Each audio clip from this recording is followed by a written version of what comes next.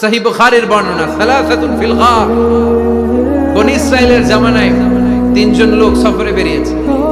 বানোয়াট ঘটনা না, এটা বুখারীর ঘটনা। সফরে বেরিয়েছে, মরুভূমির মাঝখানে প্রতিমধ্যে প্রচন্ড তুফান আর বৃষ্টি। বৃষ্টি থেকে বাঁচার জন্য এর একটা পাহাড়ের গুহার ভিতরে ঢুকেছে। হঠাৎ থান্ডার, বজ্রপাত, বিজলি, মুষলধারে বৃষ্টি। বৃষ্টির পানিতে পিচ্ছিল হয়ে উপর থেকে বিশাল প্রকাণ্ড একটা পাথরের খণ্ড এসে গুহার মুখের মধ্যে আটকে গিয়েছে। যেই গুহার মুখ দিয়ে তারা ঢুকেছে, ওইখানে বিশাল একটা পাথর গড়িয়ে এসে উপর থেকে বলল, অন্ধকার, ভিতরে কোনো আলো নাই, কোনো জনমানব নাই, বাঁচানোর কেউ নাই, কিছু দেখা যায় না, ঘুটঘুটে অন্ধকার, বাইরে থেকে আলো আর অক্সিজেন যে আসবে ওই সুযোগটাও নাই। তিনজন বুঝে গেল আমাদের মৃত্যু এখানেই হবে, আমাদের কঙ্কাল গুলো শত শত বছর এখানে পড়ে থাকবে, কেউ উদ্ধারের জন্য আসবে না, ঠিক কিনা? বাঁচানোর কেউ নাই, অক্সিজেন যতটুকু আছে কিছুক্ষণ পরে এটাও শেষ হয়ে যাবে। তিনজনের একজন বলল, আমাদের বাঁচানোর কেউ নাই, একজন ছাড়া তিনি কে? আমাদের তিনজনের জীবনের এমন কোন নেক আমল আছে কিনা যেটা দিয়ে আল্লাহর কাছে দোয়া করা যায়? কার জীবনে কি নেক আমল আছে যেই নেক আমলটা দুনিয়ার কোনো মানুষকে দেখানোর জন্য করা হয় নাই, শুধু করা হয়েছে কার জন্য?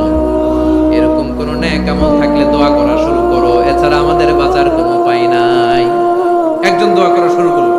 হাদিসে লম্বা একটা হাদিস, আমি সরল বঙ্গানুবাদ শোনাচ্ছি। একজন দোয়া করা শুরু করলো। একজন বলতে শুরু করলো, আল্লাহুম্মা কানা লি আবাওয়ান শাইখান কাবীরান। ও আল্লাহ, আমার বৃদ্ধ বৃদ্ধা মা বাবা ছিল, আমি পেশায় ছিলাম রাখাল। প্রতিদিন রাখালগিরি করার পরে, ছাগলের দুধ দহন করার পরে যখন বাসায় ফিরে আসতাম, সবার আগে আমি আমার আব্বা আম্মারে দুধ খাওয়াতাম। আব্বা আম্মাকে দুধ খাওয়ানোর পরে আমার সন্তানদের মুখে, আমার স্ত্রীদের মুখে আমি দুধ তুলে দিতাম। একদিন আমার আসতে দেরি হয়ে গেল, এসে দেখি আব্বা আম্মা ঘুমিয়ে গেছে। দুধের বাটি নিয়ে আমি আব্বা আম্মার মাথার সামনে দাঁড়িয়ে রইলাম। মনে মনে ভাবলাম, আব্বা আম্মা যখন ঘুম থেকে জাগবে, আব্বা আম্মারে আগে আমি দুধ খাওয়াবো, তারপরে ছেলে মেয়েরে খাওয়াবো, স্ত্রীদেরকে খাওয়াবো। দাঁড়িয়ে রইলাম, আমার ছেলে মেয়েরা এসে আমার কাছে বলল, আব্বা খাবার দাও। আমি দেই নাই। ক্ষুধার জ্বালায়, ক্ষুধার যন্ত্রণায় পাগল পড়া হয়ে আমার কলিজার টুকরা ছেলে মেয়েগুলো আমার পায়ের মধ্যে পড়ে কাঁদতে লাগলো, আব্বা একটু দুধ দাও, ক্ষুধা লেগেছে। ও আল্লাহ, আমি দেই নাই। ফজর পর্যন্ত দাঁড়িয়ে রইলাম। ফজরের সময় যখন আব্বা আম্মা ঘুম থেকে উঠলেন, সবার আগে আব্বা আম্মারে দুধ খাওয়ালাম, তারপরে ছেলে মেয়েদের মুখে তুলে দিলাম। ও আল্লাহ, ও আল্লাহ, ওই দিনে সারা রাতটা আমি দাঁড়িয়ে আব্বা আম্মার জন্য যে দাঁড়িয়েছিলাম, দুনিয়ার কাউরে দেখানোর জন্য নয়, শুধু তোমারে খুশি করার জন্য। ওই রাতের ইবাদতটা যদি তোমার কাছে পছন্দ হয়, বা ফাররিজ আন্না মা নাহনু ফি, আজকে যেই বিপদে আমরা আছি, বিপদ থেকে তুমি বাঁচাও। বলার সাথে সাথে 1/3, 1/3 পাথরটা ডান দিকে সরে। সুবহানাল্লাহ পড়বেন না? এবার বাইরে থেকে আলো আসতে শুরু করেছে, অক্সিজেন ঢুকতে শুরু করেছে, তাদের মনের মধ্যে স্বস্তি ফিরে এসেছে। এবার দ্বিতীয় জন দোয়া শুরু করলো, আল্লাহ, আমার এক চাচাতো বোন ছিল, এত সুন্দরী, আমার জীবনে এত সুন্দরী নারী আমি দেখি না, এত সুন্দরী নারী। ওয়া কুনতু উহিব্বুহু বিআশাদ্দি মা ইউহিব্বুর রিজাল আন-নিসা। একজন পুরুষ একজন নারীকে যত ভালোবাসতে পারে, আমি ঠিক ততটা ভালোবাসতাম আমার এই সুন্দরী কাজিনকে, চাচাতো বোনকে। কিন্তু আমার মনের কথা আমার চাচাতো বোনরা আমি বোঝাতে পারি নাই। একদিন লজ্জা শরমের মাথা খেয়ে চাচাতো বোনরা আমি বললাম, তোরে আমি বড্ড ভালোবাসি, একান্তে আমি তোরে চাই। চাচাতো বোন বলল, এত এত স্বর্ণ মুদ্রা যেদিন জমাতে পারবা ওই দিন আমারে বাবা। এবার আমি স্বর্ণ মুদ্রা জমাতে লাগলাম। জমাতে জমাতে জমাতে জমাতে বছর শেষে স্বর্ণ মুদ্রার থলে নিয়ে চাচাতো বোনের হাতে দিলাম। চাচাতো বোন আমার অপকর্মে রাজি হয়ে গেল। গোপন একটা রুমের ভেতরে আমরা ঢুকলাম, দুইজনেই জামা কাপড় খুলে নেকেড হলাম, জিনা করব, পাপ কাজ করব। একেবারে ফাইনাল ডেস্টিনেশন আমরা চলে গেলাম। পাপ কাজ যখন আমরা শুরু করব, ইন দা মিন টাইম আমার চাচাতো বোন আমার ডেকে বলে, ও আমার চাচাতো ভাই, ইত্তাকিল্লাহ, ইত্তাকিল্লাহ, আল্লাহরে ভয় কর, আমার সতীত্ব নষ্ট করে দিস না। আল্লাহ ওই মুহূর্ত থেকে ফিরে আসা কোনো পুরুষের পক্ষে সম্ভব ছিল না। ইত্তাকিল্লাহ, এই বাক্যটা শুনে, তোমার আওয়াজ শুনে আমার কলিজার মধ্যে কাঁপুনি ছুটে গিয়েছে। তোমার নাম শুনে আমি আর ধৈর্য ধারণ করতে পারি নাই। চিৎকার মেরে জামা পেড়ে ওই ঘর থেকে বের হয়ে গেলাম। আল্লাহ, শুধুমাত্র কেবলমাত্র একমাত্র তোমার ভয়ে ওই দিন আমি আমার চাচাতো বোনের সাথে পাপ কাজে লিপ্ত হই নাই। আল্লাহ রে, ওই দিনের আমলটা যদি তোমার দরবারে কবুল হয়ে থাকে, আজকের বিপদের দিনে তুমি আমাদের বাঁচাও।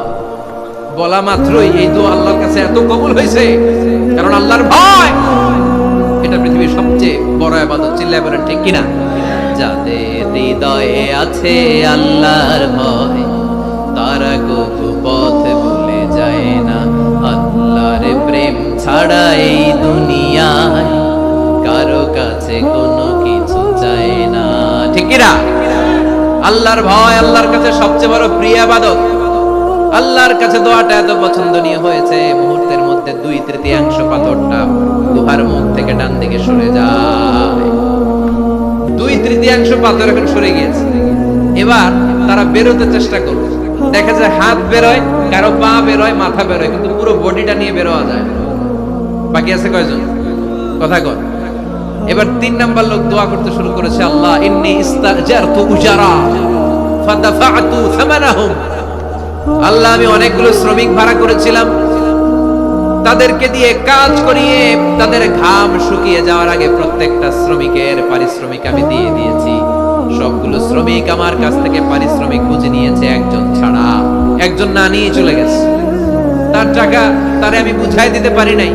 তার রেখে যাওয়ার টাকা দিয়ে আমি কয়েকটা ছাগল কিনলাম। ওই ছাগল পালতে পালতে বাচ্চা দিল, আরো বাচ্চা দিল, দিতে দিতে বিশাল ছাগলের ডেইরি ফার্ম বানালাম। 1 যুগ পরে ওই শ্রমিক এসে বলে, হে আমার মালিক, 12 বছর আগে তোমার কাছে কাজ করেছিলাম, টাকা কিন্তু নেই নাই, টাকা দাও। আমি বললাম, ওই যে বিশাল ছাগলের বড় একটা ডেইরি ফার্ম দেখা যায়, পুরো ডেইরি ফার্ম তোমার, ডেইরি ফার্মটা তুমি নিয়ে যাও। শ্রমিক আমারে বলতে লাগলো, তাস্তাজিউ মিন্নি, আমার সাথে ঠাট্টা করো নাকি? একদিনের পারিশ্রমিক দিয়ে ডেইরি ফার্ম হয় নাকি? যতটুকু টাকা তোমার কাছে আমি 12 বছর আগে পেতাম, ততটুকু দিলেই চলবে। তারে আমি বুঝিয়ে বললাম, তোর টাকা দিয়ে ছাগল কিনেছি, ছাগলের ব্যবসা করে ডেইরি ফার্ম বানিয়েছি, একটার পর একটা ছাগল বাচ্চা দিতে দিতে আজকে হাজার হাজার ছাগলের এই ডেইরি ফার্ম, পুরো ডেইরি ফার্মটা আমি তোরে দিয়ে দিলাম। বলা মাত্র ওই শ্রমিকটা ডেইরি ফার্ম নিয়ে চলে গেল। মাবুদের এই কঠিন বিপদের দিন সে শুধু দাবি করেছিল তার পারিশ্রমিক, তার পারিশ্রমিকের টাকা তার হাতে দিলে সে খুশিতে পাকপাকু, কিন্তু তার বদলে পুরো ডেইরি ফার্মটা আমি তার হাতে তুলে দিয়েছি একমাত্র তোমার সন্তুষ্টির জন্য। ওই দিনের আমলটা যদি তোমার দরবারে একটুও ভালো লেগে থাকে রে মাওলা, আজকের কঠিন বিপদ থেকে বাঁচাও।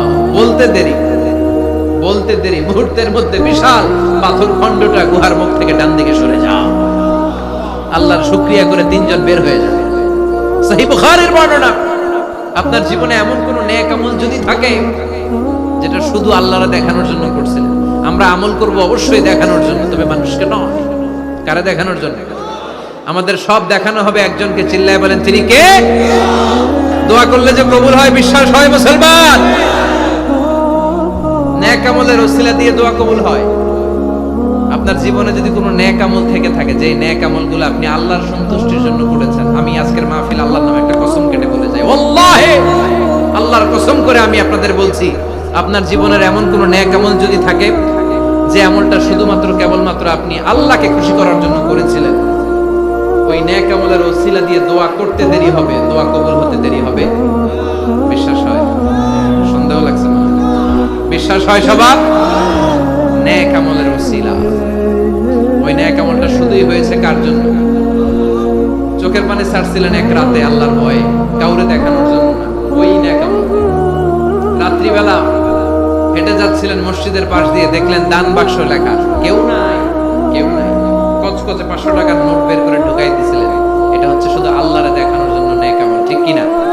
আল্লাহ কাসিরুন ইনদাল্লাহ বাইনাকা আনতা ওয়া বাইনাল্লাহ, আল্লাকা সাদাকাতুন তাখফা লা ইয়ালামুহা ইল্লাল্লাহ, আল্লাকা সিররুন ইনদাল্লাহ বাইনাকা আনতা ওয়া বাইনাল্লাহ, আল্লাকা সাদাকাতুন তাখফা লা ইয়ালামুহা ইল্লাল্লাহ।